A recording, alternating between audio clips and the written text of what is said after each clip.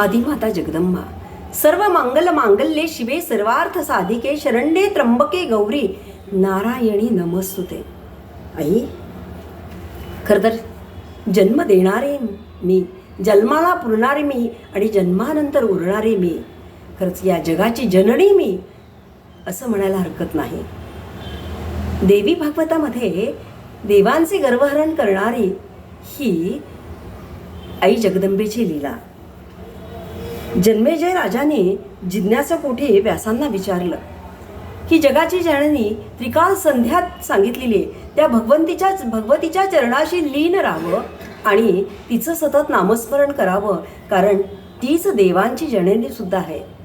आणि असं असतानाही वेगवेगळ्या देवांना लोक बसतात आणि स्वतःचं अकल्याण व्हावं असं कोणत्याही व्यक्तीला तिच्या लेकराला वाटत नसतं. असंच झालं. एकदा देवांचं आणि दानवांचं युद्ध सुरू झालं.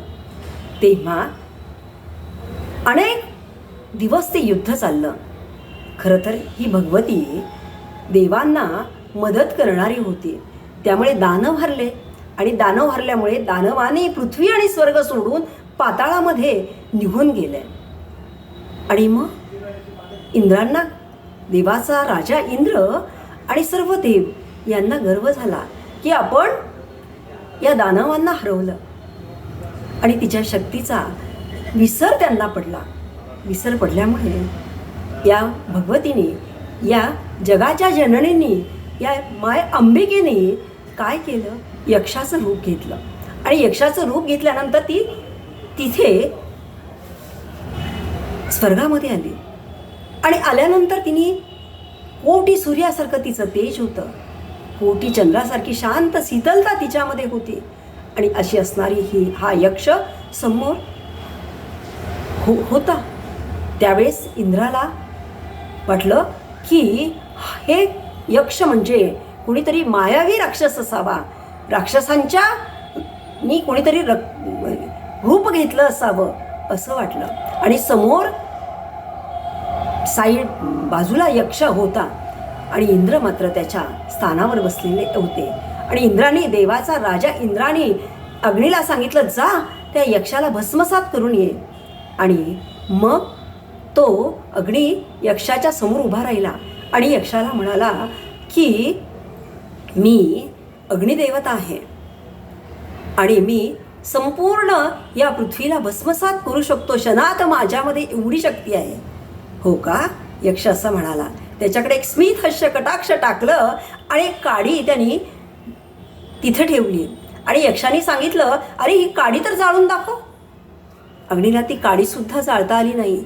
तो लज्जित झाला आणि तो इंद्रांकडे निघून गेला. इंद्रदेवतेला सगळं सांगितलं. मग इंद्राने वायुदेवतेला पाठवलं. वायुदेवतेला पाठवल्यानंतर वायुदेव म्हणाले, या पृथ्वीचं संचालन करणारा मी, कारण ऑक्सिजन विरहित मानव किंवा कोणताही प्राणी किंवा कुठली वनस्पती जगूच शकत नाही, म्हणून माझी फार आवश्यकता असते असा मी आहे. आणि मग म्हणाला, तू वायू आहेस ना, आणि बघ ही काडी ठेवलेली आहे ना मी बारीकशी, त्या काडीला उचलून दाखव हवेमध्ये. खूप प्रयत्न केला वायुदेवतेने, पण हा प्रयत्न निष्फळ ठरला.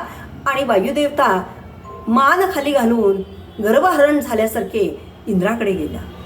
आणि इंद्राकडे गेल्यानंतर इंद्राला वाटलं की आपण स्वतः राजे आहोत, आपण स्वतः भेटायला जाऊ या यक्षाला. आणि म्हणून इंद्रदेवता निघाली आणि यक्षाला भेटायला गेली. भेटायला गेल्यानंतर काय झालं तर यक्ष तिथे अंतर्धान पावलेला दिसला. त्याला वाटलं यक्षाला आपल्याला बोलायची सुद्धा ताकद नाही आहे असा हा यक्ष. खरं तर एखाद्याचा सन्मान जर केला नाही ना, त्याला अतिशय वाईट वाटतं.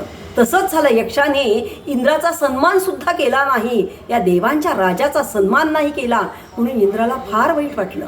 स्वतःचा गर्व नाहीसा झाला आणि तो नुसता बघत राहिला. त्याला वाटलं की आता आपलं सन्मान तर केला नाही, म्हणून त्याने देह त्यागण्याचं ठरवलं. आणि देह त्यागण्याचं ठरवल्यानंतर आकाशवाणी झाली, सुखप्राप्तीसाठी मायाबीजेचा उपयोग कर. इंद्राने मायाबीजाचा जप सुरू केला. खूप वर्ष हा जप केला. आणि प्रातःकाली एक चैत्र शुद्ध नवमीच्या दुपारी एक तेज आविर्भूत झाले आणि त्या तेजामध्ये भगवती प्रकटली. ही भगवती सूर्याच्या कांतीप्रमाणे ती दिसत होती. तिच्या हातात वर पाश अंकुश होते. तिची मुद्रा अभयदान देणारी होती. खरंच तिचं दर्शन घडलं आणि इंद्र तृप्त झाले. त्यांच्या डोळ्यातनं गळगळ गळगळ अश्व यायला लागली. माय जगदंबा आपली आई बघून कसं तरी व्हायला लागलं. आणि तिची स्तुती केल्यानंतर तिला विचारलं, हे भगवती, हे माते, अगं हा यक्ष कोण होता, खरं सांग मला. तेव्हा जगदंबेने सांगितलं की सर्व कारणाचे ब्रह्म आहे, ते माझे रूप आहे. तुम्हाला माझ्याच कृपेने युद्धात जय मिळतो, परंतु गर्व झाल्याने तुम्ही तो विसरला होतात. तुमचा गर्वहरण करण्यासाठी मी यक्ष बनले. आणि खरंच माय जगदंबे, तू वेगवेगळ्या रूपामध्ये आमच्या आजूबाजूला चराचरात असतेस आणि तुझ्या चरणाशी लीन राहण्यासाठी आम्हाला सतत नामस्मरणाची जोड दे. सतत तुझ्या चरणी लीन ठेव. आई जगदंबे, नमस्कार असो तुझ्या चरणाला.